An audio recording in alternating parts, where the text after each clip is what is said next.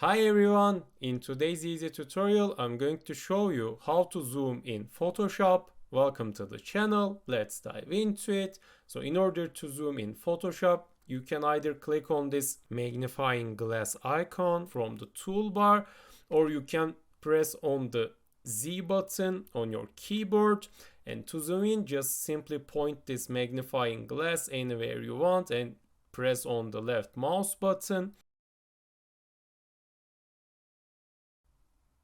And to zoom out, you can either select this magnifying glass with minus icon, or you can press on Alt button, and while you're pressing on the Alt button, you can press on left click to zoom out.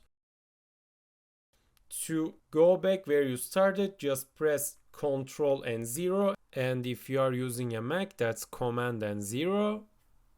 And that's basically how to zoom in Photoshop. If you found this video helpful, tap the like and subscribe buttons to help others to find this video as well. Thank you for watching.